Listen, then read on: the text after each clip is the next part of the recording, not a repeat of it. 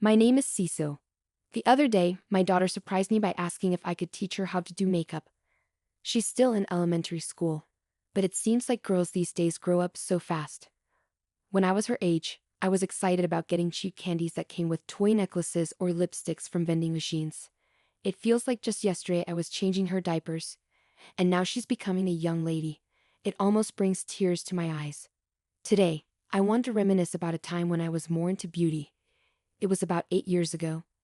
I had just finished staying at my parents' house for a month to prepare for giving birth and return home to my husband Tommy with our baby. I thought we were starting our happy life as a family of three, but it turned out to be a family of four. My mother-in-law, Melinda, who was supposed to be at her own house, was unexpectedly there to greet me. I thought my son might struggle on his own, so I moved in to help out. Maybe men have a hard time with daily tasks when they're alone. I thanked Melinda for taking care of my husband, and she seemed pleased. When I entered the house, everything was tidy and the air was fresh. It seemed like having Melinda around was a good idea. But then, a problem came up. My wedding ring, which I had to take off during pregnancy, was missing from the bedroom drawer where it should have been. I searched everywhere but couldn't find it. What was even weirder was that my special bag and shoes were also gone. These were items I hardly ever used and kept stored away. Feeling uneasy, I asked Melinda if she had tidied up the bedroom closet. She said she hadn't touched it. If Melinda didn't tidy up, then someone must have taken my things. I asked her if she noticed anything unusual while I was away. I asked both my husband and Melinda if they knew anything about the missing items, but they avoided making eye contact and denied that anything was wrong. They insisted that everything was normal. I tried to explain to them that my wedding ring, brand name bag, and shoes were missing, and it seemed like my bedroom had been burglarized.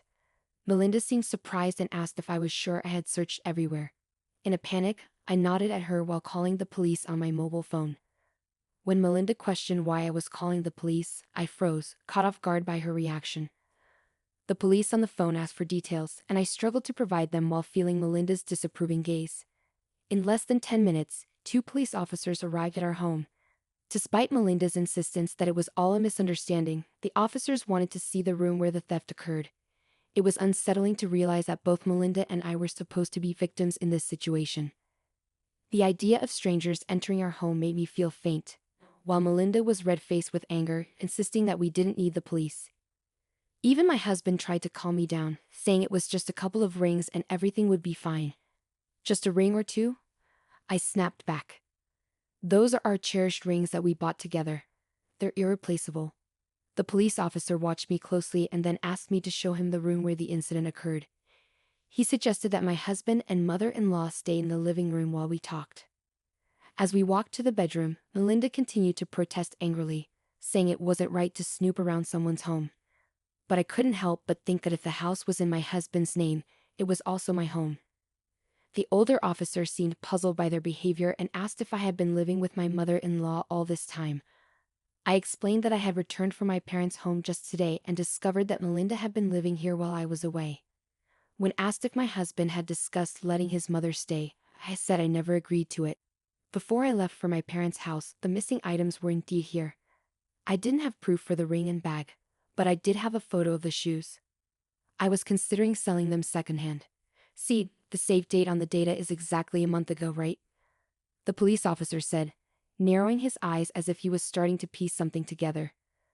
Let's take a look at the room, he suggested. I led the officer to the bedroom and explained again where the missing items had been stored while he collected fingerprints. As he was doing so, he noticed a handkerchief on the shelf that was unfamiliar to me. What's that? He asked, pointing to it. I examined it closely and realized it wasn't mine or my husband's.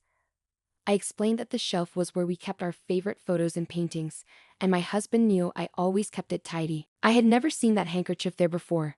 Feeling uneasy, I apologized for not noticing it earlier. It seemed strange that valuable items had gone missing while unfamiliar ones were appearing. The officer asked for permission to investigate further, and I agreed. To my surprise, he found a small camera hidden inside the handkerchief. For what? Espionage? I wondered aloud. The officer remained calm amidst my confusion and checked other drawers, different from where the missing items were stored. Eventually, he found a cable in a drawer near my husband's side of the bed. The cable fit the small camera he had found earlier, the officer remarked with a wry smile. The mother's behavior is a bit suspicious, but the husband seems fishy too. I struggled to understand the situation and asked, "What do you mean? Your husband may have installed this camera." The officer explained that they found a cable for playback and wanted to check the video. "Can I use that computer?" he asked, pointing to my husband's laptop. Confused but hopeful to uncover the truth, I agreed. The officer connected the camera to the laptop effortlessly, and the laptop recognized it, opening up the menu. He selected a command and chose a random file from a folder. To our shock, the video displayed our bedroom. I went with the officer to the living room where my husband and Melinda were waiting. Melinda immediately complained, but we had to undergo questioning, feeling like criminals. My husband was also in a foul mood, dismissing it as a fuss over nothing. "Enough. Whose fault is this?" I exclaimed in anger, slamming my hand on the living room table. "I'm still recovering from giving birth, and they made me run around and panic like this. How dare you act so brazenly after what you've done?" "I know everything now. Look at this," I said, taking the laptop from the officer and playing the video we had just seen. My husband and Melinda gasped as they watched themselves on screen, rummaging through the bedroom shelves, taking my ring and bag, and leaving. In the video, my husband was telling Melinda about selling the stolen items. "We can both have some fun," Melinda laughed, surprising me with her carefree attitude. "Who would have thought she had such sellable items?" she remarked. "It's hard to prosecute family living together for theft," she added, seemingly unfazed. "Mom, you're amazing, so knowledgeable, so shameless," my daughter chimed in. Despite their misdeeds being pointed out, they showed no signs of guilt. Instead, the conversation suggested they were proud of their cunning. I couldn't believe that the culprits were inside the house all along. My agitation and anger grew, while my husband looked scared. Melinda still denied any wrongdoing, despite being clearly seen in the video. "Okay, since you insist, let's watch this," I said, playing a different video. "Oh, come on. What about your wife?" Melinda exclaimed, trying to deflect attention. The video showed Melinda intimately engaged with a much younger man on a bed. She seemed unconcerned about her husband, referring to him as Rocky and expressing happiness about their affair. "Don't worry, I'll give you some money," she assured the younger man, wrapping her arms around his neck. It was as if she was trying to absorb his youthfulness. Though I hadn't seen it before, it resembled something straight out of a club scene.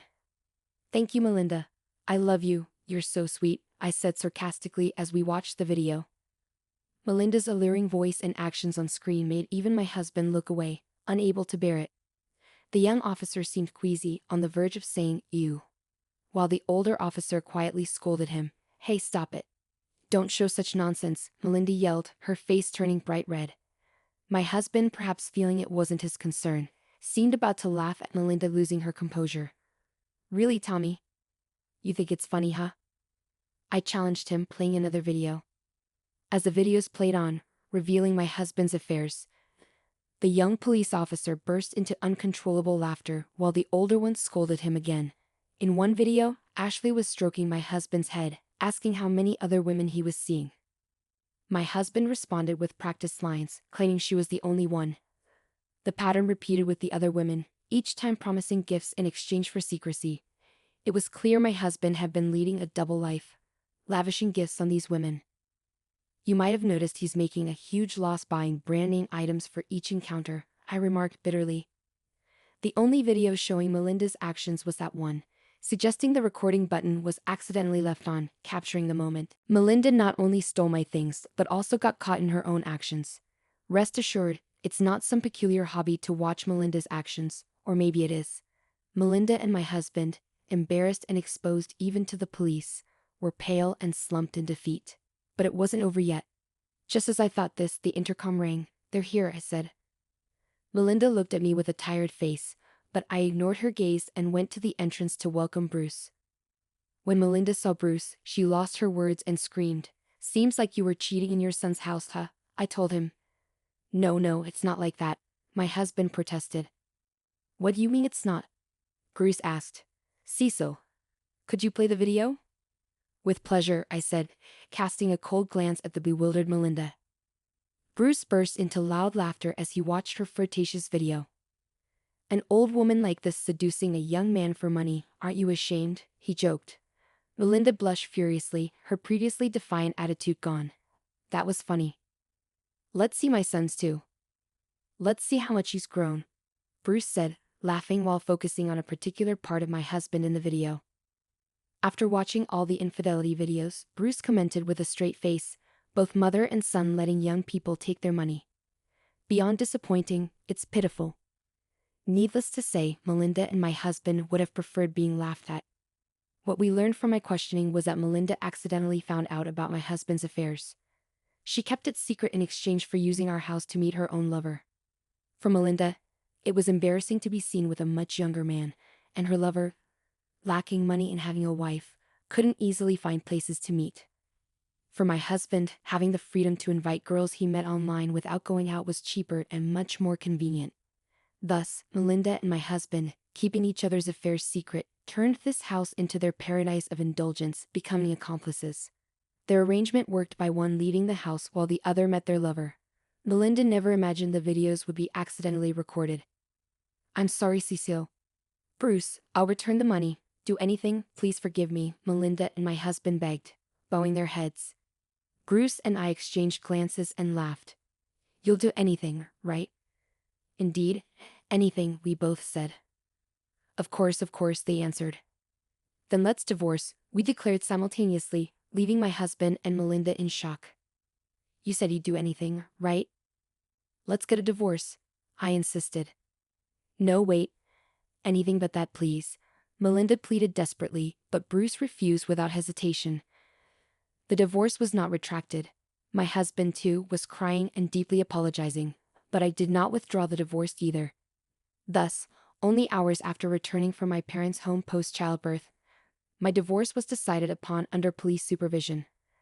Later, I had my husband pay me the same amount as the sold items as compensation in the divorce trial. Additionally, I demanded double the standard amount for alimony and compensation for infidelity. When asked why double, I slightly intimidated them by implying that their mistresses might be married, and I could inform their spouses. This was mainly a bluff, as I didn't even know their names at the time. The threat seemed effective immediately, given the number of mistresses involved. My husband, terrified at the thought of being sued by each spouse, agreed to pay double the standard amount. Meanwhile, Bruce furiously obtained the lover's contact details from a crying Melinda and called him over. He informed the lover and his wife of the affair, leading to their divorce too. Both spouses demanded compensation from their cheating partners in the divorce trials. Though I promised not to inform the mistress's spouses, I never said I wouldn't demand compensation from the mistresses themselves. After extracting all the communication from my husband's smartphone, I contacted each woman to claim compensation for the affair, which they agreed to pay secretly. I was glad my husband had so many mistresses. It turned out to be quite profitable. But as a single mother without a steady job, I knew I could never have too much money. Turning the harm I suffered into financial compensation didn't erase the damage done, so with a substantial sum of money, I divorced my husband. 8 years have passed since then. Eventually, my husband ended up paying compensation to his mistress's spouses too. Their husbands, noticing their wives suddenly had a lot of money, grew suspicious. This led to the discovery of the affairs, resulting in some divorces. My husband, now overwhelmed with debt from the numerous compensations, was offered help by a certain woman, whom he thought was a goddess descended. However, she turned out to be a bad influence. He thought they were close to marriage, only to find out later she was already engaged to another man. My husband had spent what little money he had on a ring and dates for her, only to end up with a big loss and a broken heart. He never learns. Of course, I can't muster any sympathy for him, I thought to myself. Melinda, having proposed marriage to her affair partner after her divorce, was spectacularly rejected. Still, she didn't give up, repeatedly ambushing him on his commute until she was cautioned under a public nuisance ordinance. Naturally, that was the end of her relationship with her lover, who, as Bruce said, had only seen her as a wallet from the start. Well, everyone should be able to see it. Melinda was the only one who hadn't realized she was being used. It's a laughable tale.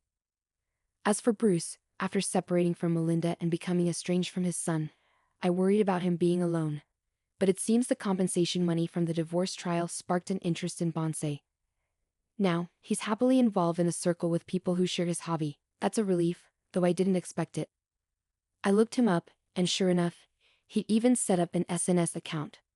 I've discreetly followed you, father-in-law, and me, honestly fed up with men. Marriage, no more, and still going strong. As a single mother, I relied on my parents until my child was old enough for daycare, then started job hunting, juggling child rearing. It took about a year, but I found a great company that's understanding of single mothers. There are others like me there, so although we sometimes work late, we're usually allowed to leave on time. I used to think single mothers had to work non-stop, but with proper allowances and just my daughter to care for, we live quite normally without extravagant luxuries. There's talk of a promotion when my child reaches middle school. I haven't decided yet, but I want to consider what will make my daughter happiest and my parents too. Despite everything, the joy comes from meals shared with my daughter and sometimes my parents. Oh, I did well to leave that man. Serves him right. He never even got to be called dad by my adorable daughter. My marriage ended in a crazy way, but as a parent I still hope my daughter finds a good person and has a happy marriage. Until the day she brings home a wonderful man, I'll do my best as a mother. So off to work again today.